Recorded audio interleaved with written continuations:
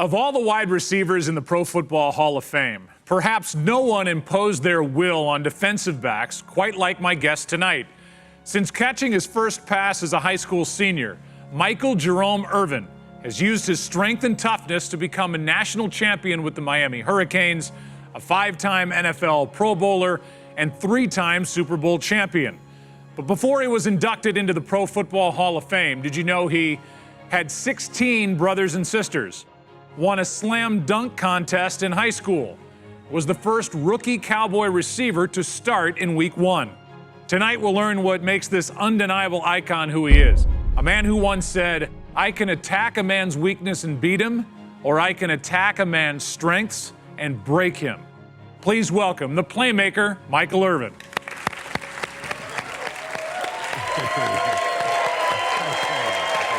What's up? Okay, what's up?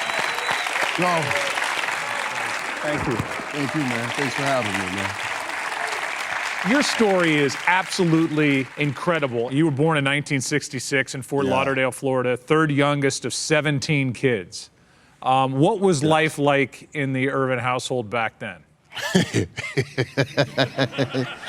And did you want to be last to the dinner table? I used to be so mad at God for giving me all these brothers and sisters. And man, you know, we got nothing. I had nothing. Everything got passed down. And the 15th, you know, and we didn't have anything. My dad, you know, was a roofer, and my mom, 17 kids, you know, she was pregnant a lot, you know. So she was home. And I always tell people, you know, growing up like that, and everything gets passed down, and you don't have anything, you just kind of hope and pray, oh God, please, when it falls back on me, let it be back in style, you know what I mean?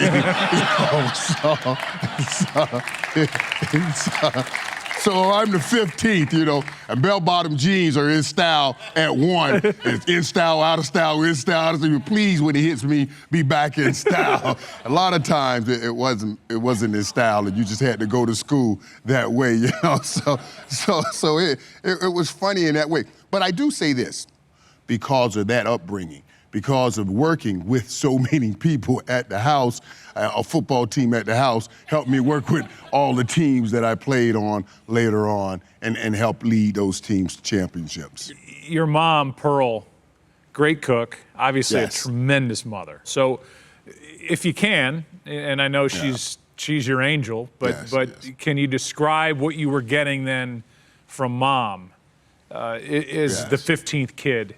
My mom always made me feel like there was something special about me. Now, she said to me early on, and she said it all of my life, she said, you know, baby, when I got pregnant with you, I was crying. I was saying, you that happy, baby? She said, oh, no.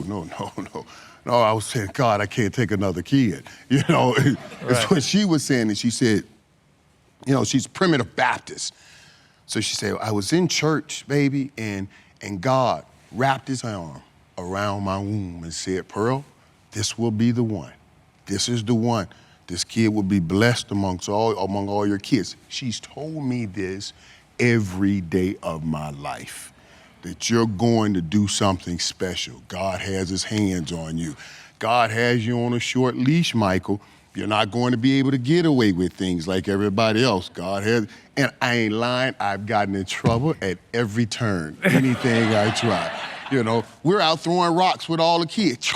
The glass break, bling, bling, bling. We don't know who broke that glass, but they all knocked on my door. And she said, baby, I told you God has his hand on you. But she told me early on that I was going to do something special. And God told her that I was the kid that will make her latter days greater than her former days. Your dad's name was Walter. They called him the Rev. He was working hard all week, and then he was preaching on Sundays. Hard-working man, and I tell you, he did things a little differently, you know. I would see him work sun up to sundown. He would always tell me, son, being a man is about making decisions and being able to deal with the consequences now. That's what being a man is all about. So he said, as a man, you got to make your own decisions. So I remember I was like 6th grade, And I thought I would make a decision. I didn't want to go to school anymore. And I was like, Dad, you know, I think I'm gonna make a decision. I'm quitting school. He said, no problem, no problem. Quit school. And next morning, Joe, about 5:30, he comes, hey, get up. I said, no, remember, I'm not going to school anymore. He said, yes, that's the decision you made. The consequence is you got to go to work with me. You know what I mean? So it's a true story, too. So this joker took me to work with him, man, and I'm telling you, he was a roofer. And I was in charge of making the cement. And I had to put cement in and make it and then shove it and put it in a bucket, take it up under the roof, take it up under the ladder, and hoist it up, you know, up the ladder, or get on top and catch it. Oh, my God. Oh. After one day of this, I went back home. I'm so tired. Oh, my God. I was so tired. He came, knocked on me. Hey, son, let's get up. I said, Dad, I made another decision. Like I'm going back to school. He said, oh, okay, I thought so. You know, so that's the kind of father he was. He would let you make a decision and then give you the consequences and make sure you could deal with them. I miss him. I really do miss him. You know, when I ask you about your dad, he's teaching you these incredible life lessons. He's living hard work. But is he a touchy-feely dad? Is he an I love you, Michael? You know, it was so funny you asked that because it's one of the things that I've always wanted to hear him say. And I remember the first time I made a play and they had this, maybe 8th, 9th grade, and they had a little piece of something in the paper where it said Michael Irvin scored the winning touchdown. And you know, he was like, hey, I saw that in the paper. He said, I'm proud of you. I was, oh, that was everything to me. But see, he's a big guy, loving guy, get out, he would work all day and then come play marbles with us, but never really heard, you know, I love your son. It was just, you know, he was just a big man, and he had so many kids. I don't know if he, you know, we had so many of us. Which one are you? I'm the 15th, right? So maybe he was saying it early on and ran out. I don't know. But I didn't get a whole lot of it, and it became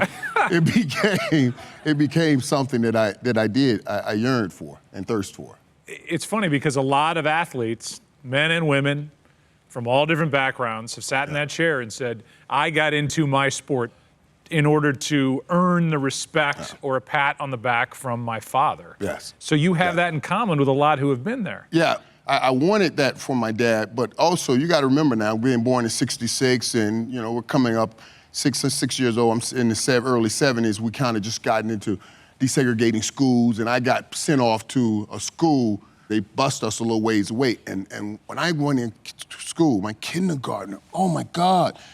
And the teacher was in school, I'll never forget this. And she would ask all the kids in school, you know, and I was one of the few African Americans in the class. She would ask the kids who all know their colors, and everybody raised their hand. I didn't know, I had my hand down right here, you know, and who knew how to spell their name, and all the kids raised their hand. And I thought at the time, I said, man, I must be the dumbest kid in the world. Like, I don't know any of this stuff. You know, I really thought I was the dumbest kid in the world. What really was, later on I found out, was those kids were a little more affluent, and they had gone to preschools and all of that. And about the 3rd grade, I remember in Mirror Lakes, they got me a tutor. And this guy said to me, he said, hey, if you finish your math fast, we'll go outside and throw some footballs around. And that's how it started. That's all you needed to hear, too, started. Right? And he started throwing, and I was catching, he was like, oh my God, man, you could be special. And just hearing that made me, this is what I want to do. Your brother Willie told us that you would run everywhere.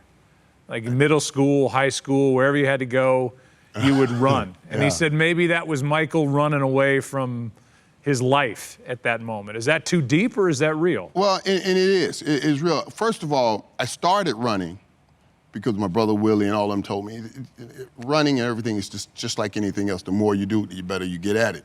And I started out, I was the slowest person in the whole neighborhood. I mean, the slowest person. So when we would play little games or pick people and run races, I would always be last, you know, and they picked me last, and then they would make me race against a girl.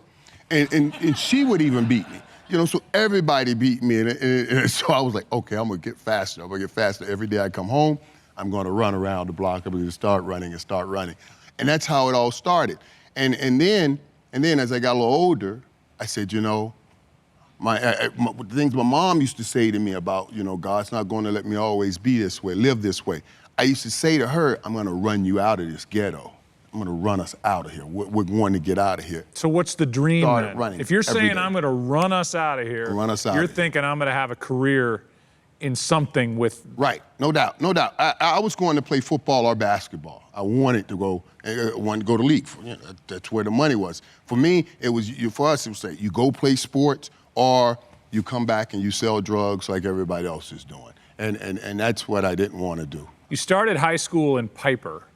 Yes. And you were a star across the board. I mean, you're a big guy, you're athletic. Yes. So your sophomore year, you get suspended for whatever, and your dad says, I think we're done with Piper High School, right? He wants you to transfer out and give you a better opportunity at another school. Yes. And the one thing I really learned when I got to St. Thomas is I had been running with people that had no plan.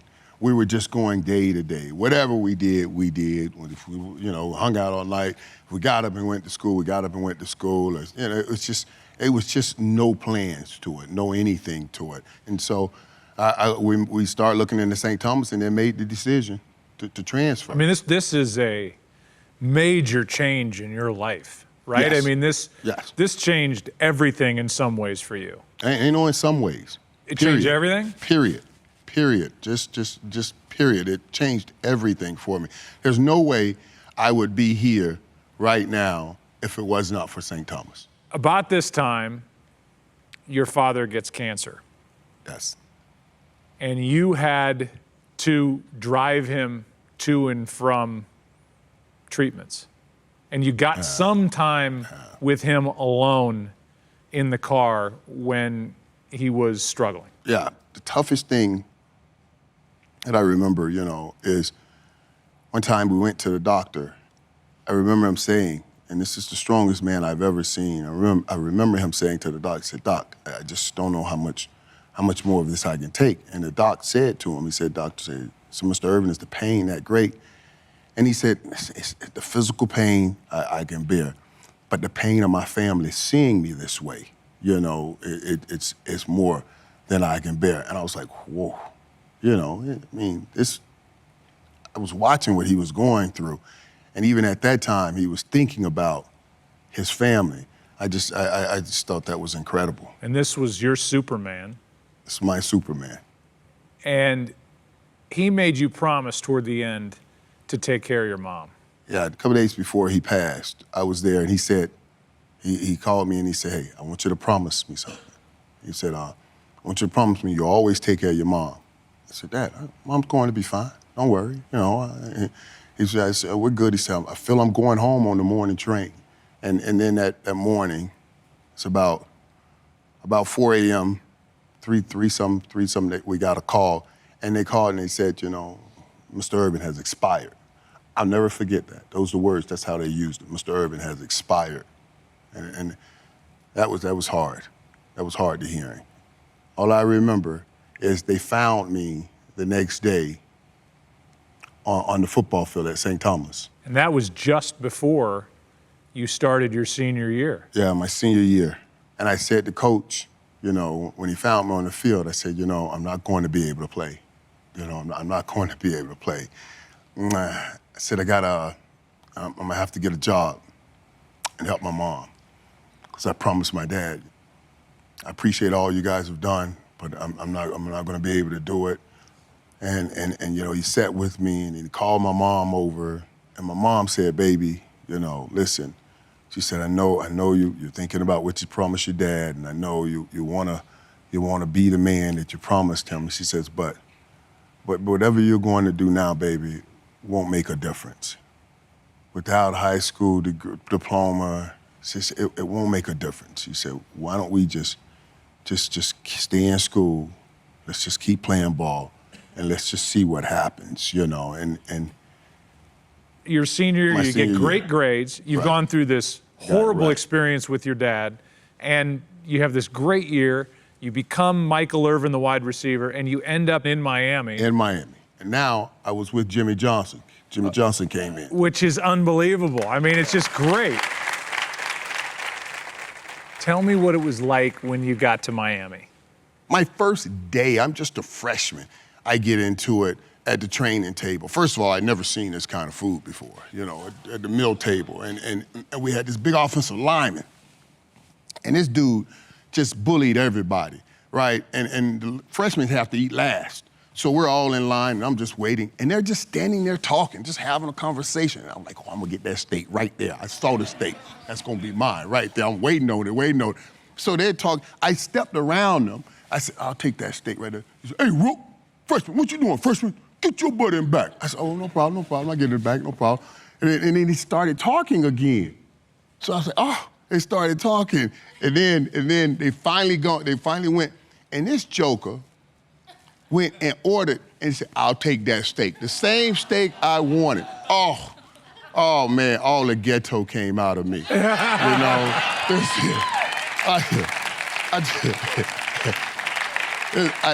I took the tray, smashed it across his head. He fell. I hit him and started punching him. They picked me up and they took me to Coach Johnson's office. Now, I'm a freshman, just got there. I got to fight the first day. I'm sitting in Coach's office. Coach like, son, are you okay? I said, yeah, Coach, I ain't got time. I ain't come out here for all this, man. I came here, I got to take care of my mom and everything. He said, son, that's a pretty good right hand you got there, you know? So I found out he's a huge boxing fan. He said, you ever thought about boxing? I was like, I said, what are you? I'm thinking he's going to suspend you or I'm thinking he's going to get rid of me and suspend me. He ultimately ends up suspending the senior, and he said to me, and I'll never forget it, he said, I know you've gone through a lot. He says, I'm gonna tell you this now, I'll be here. I'm not leaving you. I'll be here as long as you are here. He said, I just want you to focus on what you came here to do and not get caught up in all of this. And that meant the world to me, because I thought he was going to get rid of me, and he didn't get rid of me, but he kind of gave me that I'm going to be your father thing. And I needed that. And Jimmy and I became very, very close. And was the perfect guy at the perfect time, and you're on a really good team. I mean, the program is cooking down there in Miami, yeah. Right? Your third season, you guys end up in the Fiesta Bowl, taking on Penn State, and you lost. I was crushed. We were 3 touchdowns better than that team. But we got out of hand the whole week in Arizona. We were out of hand. We were just doing some crazy things and having too much fun, and we're not focused, and we should have easily won that game. That was probably my most difficult loss in my whole career. Losing that game to Penn State in that championship game. This is for the national championship. For national championship. So the '87 season, the Hurricanes go undefeated. Yes. And you have an opportunity to do what you couldn't do the year before, and that is win a national championship. What is that carrot out there like for you? Oh, I remember Jimmy, he said, whatever it takes. That was the slogan for the '87 season, whatever it takes to finish it, whatever it takes. You're right down the street in Fort Lauderdale. You got family there. Yeah. It looked like this. Yeah. So let me tell you, it was great. You see me hugging Coach there, and it was something, because that was a special moment for me, because Coach at the time was like my father, and it was a great moment, man, to share with him there. Yeah, I mean, there's a championship. Yeah, back then, you had to graduate early to leave early, and I was trying to get to the league to take care of my mom, so that's why I went all to summer school, and I graduated early. And then I applied for the NFL. But I had to talk to Coach first. And at that time, if some team drafted me that I didn't want to go to, since I was officially a junior and graduating, I could really say no to the team. Because if the team drafted me and I didn't want to play for them, I could drop a class, they would lose the draft choice, I would have to pick up a summer class, graduate, and then apply for what they call a supplemental draft. So here I am, the brokest dude in the world, and I'm trying to position myself to negotiate in my first contract with the NFL so I could get to where I wanted to. And so I would talk to Coach. Coach said, now listen, I'll never forget Jimmy saying to me, he said, I know what you're trying to do. He said, I know what you're trying to do. And he said, I don't mind what you're trying to do. He says, but if Dallas draft you, none of that shenanigans. None of that, you know. And he told me then, he said, I got a Oi buddy of mine who might be buying the Dallas Cowboys. He knew prior Yes. that it was a prior possibility. To me getting drafted. Wow, that Jerry could be the owner. Jerry was looking into buying the Dallas Cowboys. And if Jerry's the owner, right. Jimmy's and he was the coming next as step. the coach. Right. He was coming as next coach. So Green Bay called, and I was on the phone. Green Bay, Michael, we're thinking about drafting. I was like, Green Bay, like, you know, I'm from Florida. Green Bay, you know, like, whoa, you know. And my whole house started, no way, Green Bay. No, I'm like, oh my God. No, right? I'm looking around like, we the poorest people in the world. And we talk about no way, Green Bay. And I actually said no to Green Bay. And then Dallas just drafted me. They never even called. You know, they never even called. They just drafted me. But I was happy. My dad was such a huge Cowboy fan. So I was always happy. Oh, man, he's a huge Cowboy fan. He wore a fedora hat, and we watched Tom Landry all the time. And my dad would always say, boy, if you ever play from Dallas Cowboys, boy, it'd be something, boy. I mean, he loved the Dallas Cowboys. And to actually get drafted by Dallas, it was like, wow.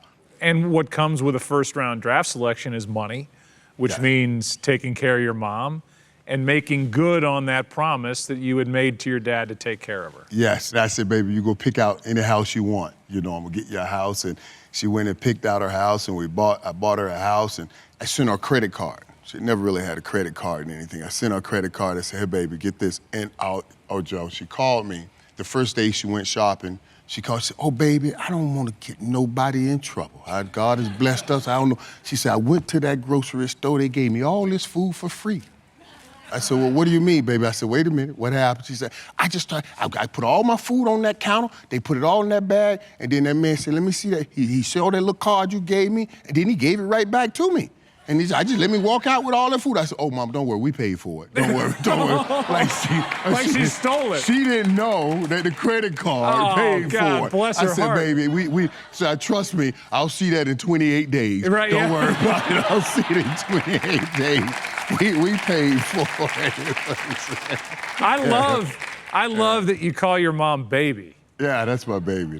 She's my baby. Oh. She is my baby now. I think people might not be aware that when you were a first-round pick of the Dallas Cowboys, you played for Tom Landry. Yes, I played for Tom Landry. Now, playing that 1 year up under Coach Landry was tough. You know, they had gone 7-9, and at the time, the Cowboys had never drafted anyone like me. You know, Tom Landry didn't have anyone with earrings in his ear, and I had this big old gold chain with a gold rope, you know, big old gold rope. And the first day on my opening press conference, I said, listen, these hands, I catch so well.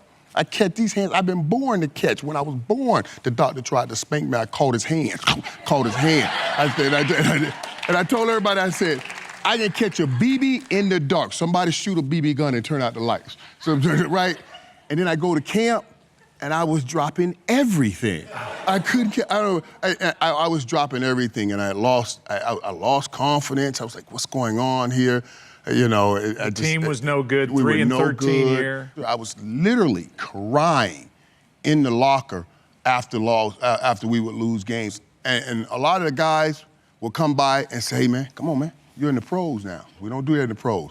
Just make sure you pick up that check on Tuesday. And I was... That did not sit well with you, I guarantee. I was blown away with this, man. I was like, man, this is the NFL. It was the hardest year in the world for me to get through that year with all the losing. And then Jerry bought the team. And I remember after he fired Tom and we heard Jimmy was coming in, I went home and called Coach Johnson. And you know how, as brothers, we have this thing, say, I don't snitch.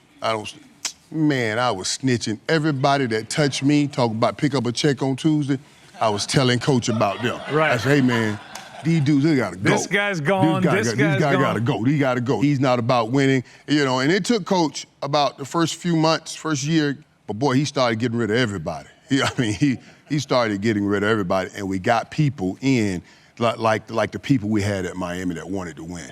Which started with? Troy Aikman, and you got your quarterback. Oh yeah, and I was so happy to get Troy. And I thought, this is it. We only won 3 games the year before.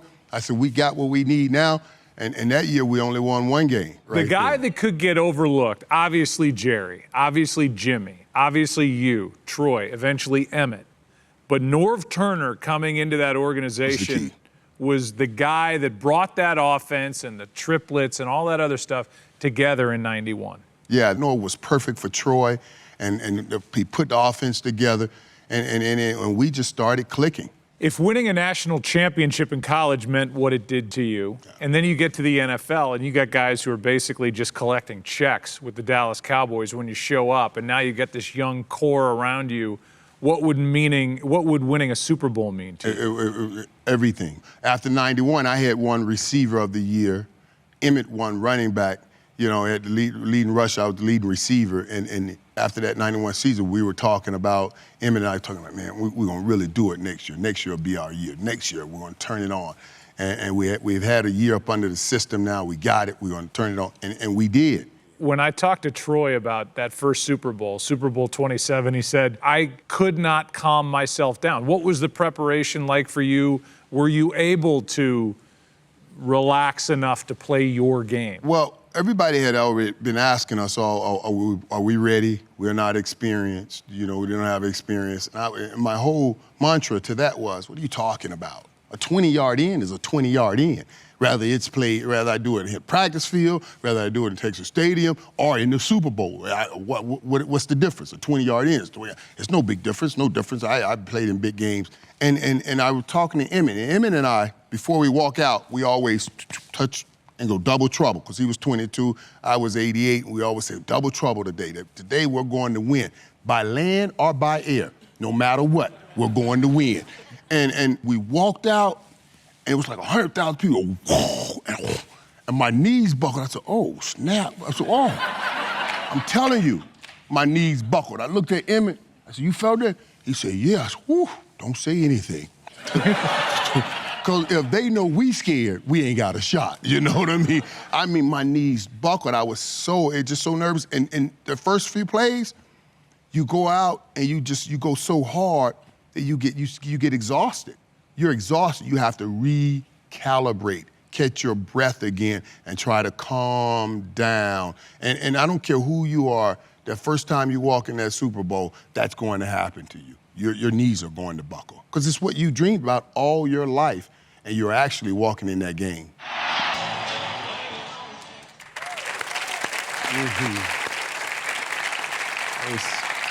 I love that second touchdown catch, because you're up in the air and you're almost like in a seated position. So I was the last person to leave the locker room after winning that Super Bowl 27. I stayed in that locker room.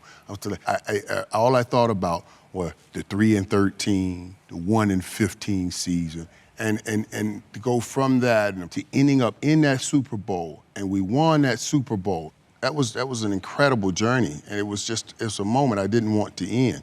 I did not want it to end. What do you think the Rev would have thought of his boy as a Super Bowl champion Dallas Cowboy? No, at my first touchdown, on the first one you showed, that's what I thought about going across the end zone. You know, actually thought of your father? I thought about my dad. I said, oh my God, I just scored a touchdown in the Super Bowl, man. I wonder what my dad's thinking about that. So that was just an incredible moment. Wow.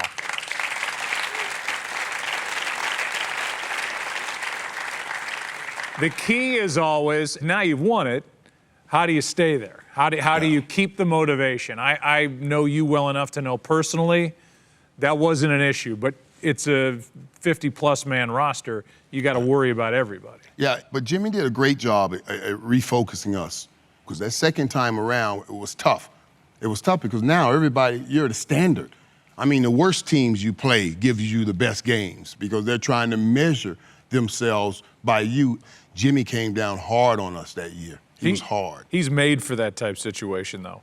And yes. You guys go 13-3. You have another Pro Bowl season in 1993. And you're trying to do what very few teams have been able to do, and that is win back-to-back Super Bowls, and there you are again in '93. Different the second time around? Is it knee-buckling excitement when you walk on, or is it a little more normal? It's a little more normal, because now I know what it is to prepare for it. And that's why when people always say, out of all the Super Bowls, which was the greatest, the first, people are like something wrong with telling the truth. There's nothing like the first time. You know what I mean? It's just nothing like the first time that you did something. The second was great. I remember Jimmy was a stickler about meetings and being on time and everything. And Big Eric Williams had missed the meetings. Gotten drunk the night before and didn't make the meetings, and everybody was quiet because we needed Big E. And Jimmy had come in, and we couldn't find him, and they finally found him, and Jimmy called everybody together, and he came in, and we're looking, coach is going to suspend Eric Williams, and we need Eric Williams, one of the best tackles in the league at the time. And Jimmy said, you know how I am about this stuff, and the rules are the rules. If you don't make the meetings, you can't play in the game. The rules are the rules. And everybody's all quiet, like, oh my God, we're gonna get beat down in this game. We don't have Eric, man. What are you talking about, man? And Coach said, the rules are the rules. Well, take it up after the season, though, Eric. We need you to play. You know what I'm saying? He said, I'm no fool. He said, the rules are the rules for the next game next year. We're gonna win this Super Bowl right now, And he let Big E play. Here's Super Bowl 28. The hardware. Aikman on second and long. Irvin wide open. It took forever for the defense to close. Just outside the 47. Fake to Smith. Aikman down the middle, wide open, Michael Irvin. And Irvin has a first down at the Buffalo 28. Number 88, he caught 88 passes during the season. Bills led by a touchdown, 13-6 at halftime. And that was all they would get. 30-13 Dallas. The Dallas Dynasty is real.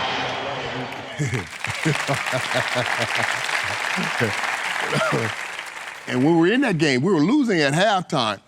And Jimmy just pounded. He was so mad at us at halftime. I think we ran the ball the first 12 times. He just kept handing it off and until they pretty much submitted. And then we won that game. You rode that big offensive line, and he said, we're just going to cram it down your throat. Cram it down their throat. We're going to test you. We're going to test every wheel in this house. We will make them break. And yeah, we cramped it down their throat. We have this quote of yours on the wall. I can attack a man's weakness and beat him, or I can attack a man's strengths and break him. It's a brilliant quote. Is that from the mind of Michael Irvin? It is, and it's just my studying of football players, and cornerbacks and how I wanted to go after a cornerback. If I had a guy that was my size, bigger, I figured I can outquick him. But then when I had a bigger guy that was physical and wanted to play more physical, and I said, if I can be more physical than him, he has nowhere to go. That's his strength. If someone attacks your strength, the thing that you said, I could go to this all the time to win, and they beat you in your strength, you break that guy. And I like breaking cornerbacks. You know what I mean? It's one thing to beat you. It's another thing to break you, What was your strength? If you had one thing that you could say, this was my strength as a player, as a person, if I'm trying to break you, what am I going after? Well, for me, first of all, my whole approach was that I'm going to outwork everybody. If I outwork you in my own mind, there's no way you can beat me if I outworked you. So when I got in the league, I loved Jerry Rice. I thought Jerry Rice was, I called him Jesus in cleats. He's the world, this is Jesus in cleats. And I knew the best guy in the league at the time was Darryl Green. One-on-one, you got to beat Darryl Green. So in my mind, I would get Darryl Green's workout, do it in the morning, then get Jerry's Rice workout, do it in the afternoon, and then do my own workout in the evening so I could prepare myself to get those guys. I just think my work ethic, outworking anybody. I was not great at any one thing, but when it all came together, I felt that I could beat you at anything. So the obvious story after that is Jimmy leaving, fired, quitting, whatever, doesn't matter, he wasn't there. Because Troy says, Emmett has said, there's no telling how many we could have won had Jimmy stayed there. How do you feel about that? Exactly the same way, and we talk about it all the time. We could have won 5 or 6 Super Bowls. We really believe that. I think that, and it was so hard. It was hard for me because, remember, Jimmy was my guy. college and then here in the NFL. And how do you send the car to the shop when it's the best driving car on the lot? What did we need to fix here? How did this happen? So we were all stunned. We were all stunned. Were you mad or disappointed at Jimmy?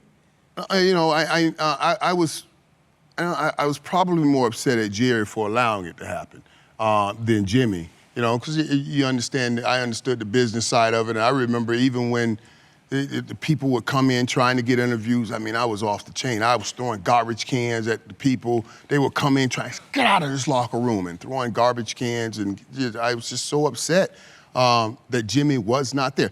All along, when this thing was brewing, I never thought it would get to this. You never thought it could happen? No way you're getting rid of the guy that comes off of winning back-to-back Super Bowls. There's no way that's going to happen. And then it did. Why do you think he left? Why do you think Jerry pushed? I don't know. I knew that it was some stuff going on because Jimmy wanted to run such a tight ship. Jerry wanted to make football bigger than life, which is what he's basically done.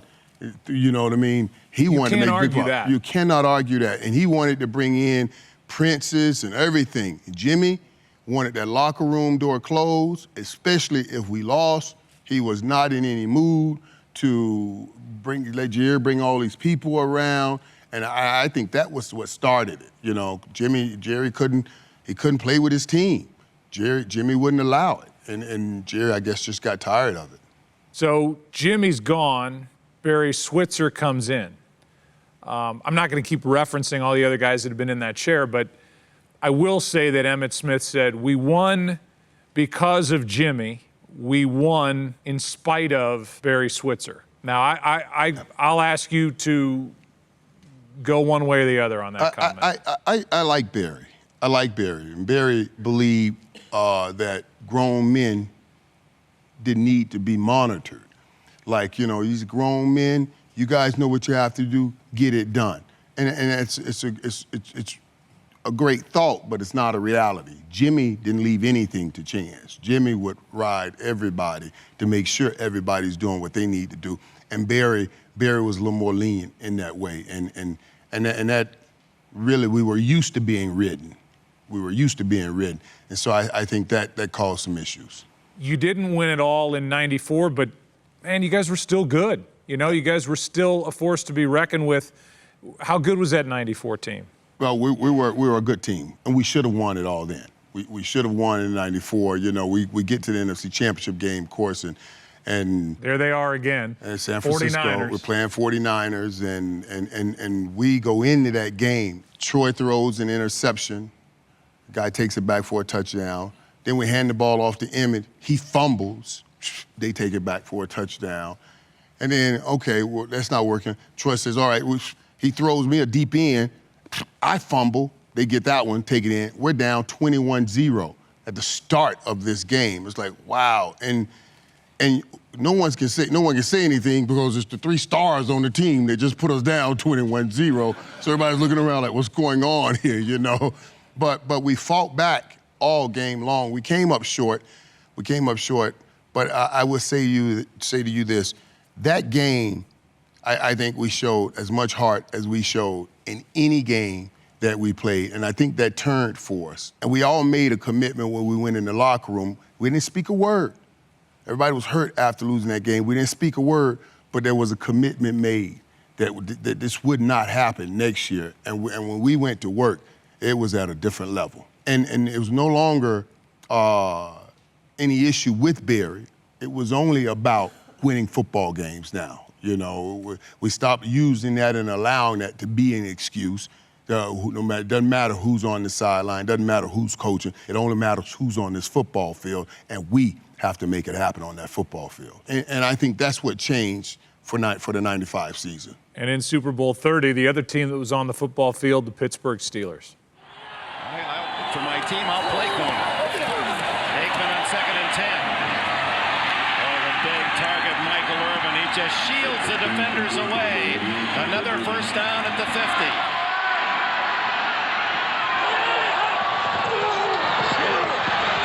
Touchdown.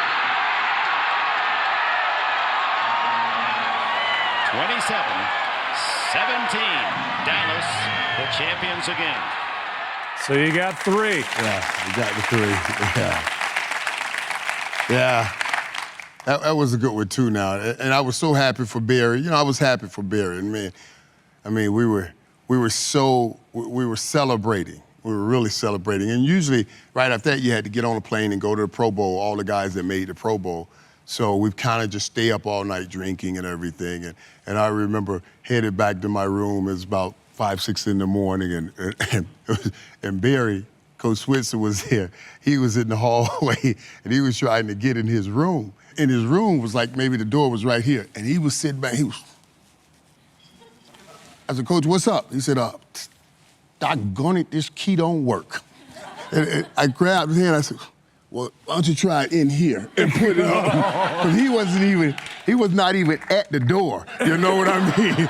I had to pull his hand in the door. He's, that helped hard. I said, yeah, Coach, don't worry about it. I know it's been a tough ride for you. just enjoy it, man. I had never seen, Coach was smashed, man. He was just happy we won that Super Bowl, and I was happy for him. I guess the question would be, how bad did the culture of misbehaving get? Jimmy kept a tight rein on all of us, you know, even through the off season. You know, all of those off season workouts, they were voluntary, mandatory. You know, so they're voluntary, but you better be here. You know, that kind of a thing, or you may not be here. So when we lost that, then things did get, you know, they just got a little bit. They got out of hand. They just got out of hand. And imagine that now we're the toast of the town. And everybody partaked in being the toast of the town. I mean, back in Dallas, you had the White House, which is, you know, kind of like basically a brothel, if nothing else. Yeah, and basically, that's what it was. And that's what we did, you know. And we did have an extra house. And, you know, and after just thinking I didn't want to go to hotels and all the problems that caused, so we thought, or I thought, that maybe I should get some guys together and we just buy an extra house. You know, and we did. We had an extra house. It was right around the corner. I mean, you go in the backyard and you can see the practice field.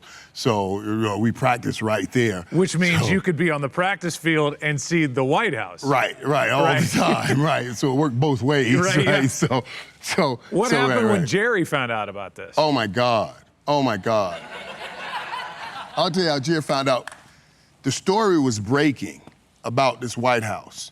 And I remember Leon called me a couple weeks before, and said, hey, man, I think we've been infiltrated. You need to shut down the White House. And I said to Leon, this is not a movie.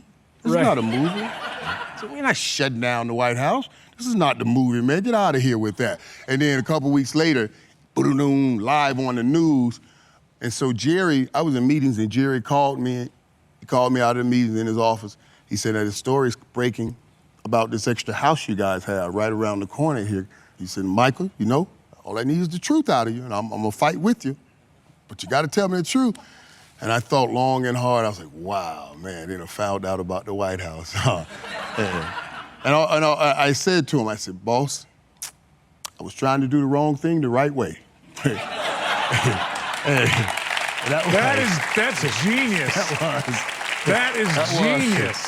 That was actually my answer to him, man. He was like, he just kind of shook his head like, you know, like, what do I say if you answer it like that? Well, what could he say? Yeah, but he could have said, what were you thinking about, you know? Because all of us was hanging out there, and the girls were there too, so, yeah. You get arrested in the offseason, suspended that next year for 5 games. What was going on in your life? Just everything. Everything. Enjoying success, enjoying all that it brings, and it brought a whole lot of things. And I had this thing, you know, that I would always, in the off season, go out from, you know, they'll say get away from football after the season's over. I'm going out and hanging out, chasing, drinking, getting high, hanging out with friends, chasing women and everything. And then March 5th is my birthday, and so I have one big party, hang out, have fun, and then that's it. I'm starting back training. You know, and then I didn't do anything. I was just training football, and I would do this every year. And this year, on that birthday party, so we go to a hotel room. I got some girls, and we have drugs and everything. And we were in there, and the police came in, and they found us in there, found the girls, and they found drugs, and And yeah. When you were on trial in the courtroom, I know one guy who showed up and was there as a teammate on your side, in your corner, and that was? That was Troy Aikman, the only guy to show up now. And I didn't want him to show up. Because now he's got to answer questions, and he's going to have microphones in his face. And everybody be dealing with it, and he was a great guy, you know, and he'll have to deal with it, and it's Troy, I don't want anybody showing up. But there's nothing, nothing meant more to me than seeing him there. It meant everything to me that he did show up. He said, I'll tell you about Michael Irvin. Not only did I, meaning Troy, show up there, but I leave the courthouse, I go back to the facility. I'm in there in my locker, messing around, whatever, might have lifted weights, whatever he was doing. And he said he heard something on the practice field.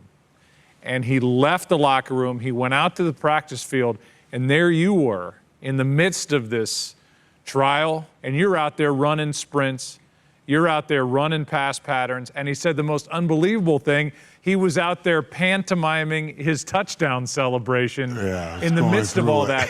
He goes, that is Michael Irvin to a T. Despite all that, he was out there working on his craft. My craft is my escape.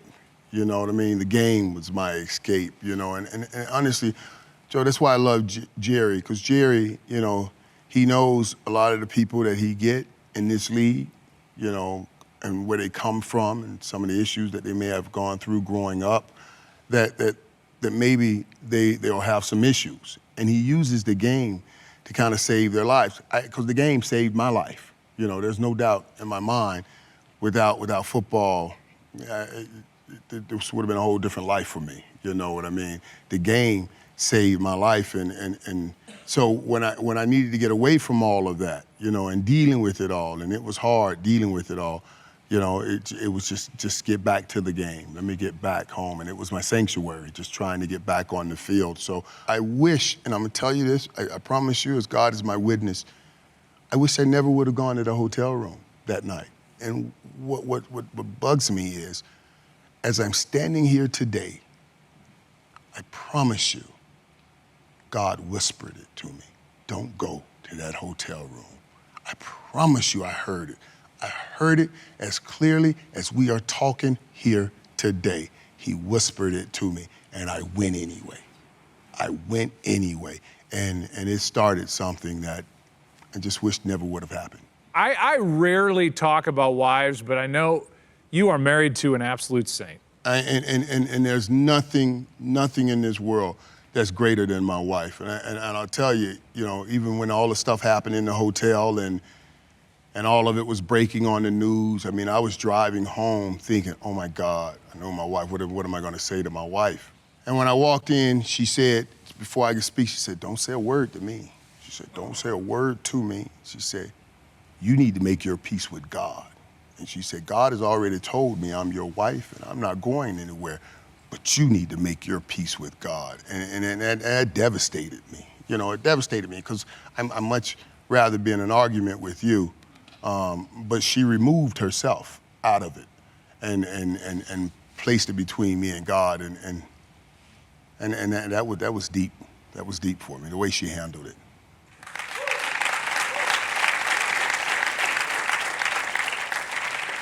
'96 through '98, only one playoff win, but you're still lighting up scoreboards. You're still Michael Irvin. You know, you're still a fantastic player, but the team's not winning. Yeah, and things had changed too. You know, after that long trial and after I went through something, before I could lead all the guys and speak from an emphatic place, now I was compromised. I felt compromised. You know, and that's what it was, and that's the toughest thing to fix again and correct again when something goes through, when you go through something like that, like what I went through. People underestimate it's hard to get back on straight street and back to a place where you could dominate and be so just so vicious about dominating in your head. And you felt prior to that invincible. Yes, yes. And after that, you were mortal. Yeah, no, it was different. Everything kind of lived on the other end of your own quote here, right? You see somebody's strengths, you take it to those strengths, you can break a man. And maybe not to that degree, but that's part of it. But no, but yeah, I was broken. I was broken in that. And it was different after that. It was different. Week 4 of '99, you guys are at Philly, and you suffer what looks like from the outside pretty innocuous moment at the vet. And this is how it, in essence, came to an end. Well, after the hit, you know, I'm paralyzed and temporary paralysis. And I found out after we went to the hospital, and Jerry was with me to go to the hospital, that I have what they call cervical stenosis, which is a narrowing of the spinal column. And then I had all of the junk in my spinal column, and the next hit could be the last hit, you know. And so they suggested, they said I should retire. Now, I went and I tried to find another doctor that would say, you know, you could still play. You could still play, you know, and I wanted to continue trying to play. I remember talking to my wife about it, and she said to me, she said, hey, you know, I know how you are, you know, even if you find somebody that says you can still play, knowing that you have this and knowing people know this, you would, in order to prove to people that you're not afraid or not thinking about it, you would be looking for hits. And she was like, you just can't put us through that. Because, you know, you were like, you know, I made my living running slant routes. Like I'm a slant king. I go across the middle, I take the hits, and I'm not afraid to take the hits. But taking that risk now, and then going past it, saying, I'll show you I'm not afraid, and going into those kinds of hits, ultimately I just decided maybe it's too much to put on them. So I just ultimately decided maybe there's time to retire. So you go into the Hall of Fame in 2007. Looking back on how you started, and somebody who said, I'm gonna run this family out of the ghetto. You not only ran the family out of the ghetto, you ran them to Canton, Ohio, into the Pro Football Hall of Fame. Now that moment had to have been overwhelming for you. When I look at my bust, I see my dad more than I see me. And that Hall of Fame was just incredible because of all that I've gone through. I didn't know if they would actually give me the nod to get in the Hall. So when they finally let me in, it meant a great deal.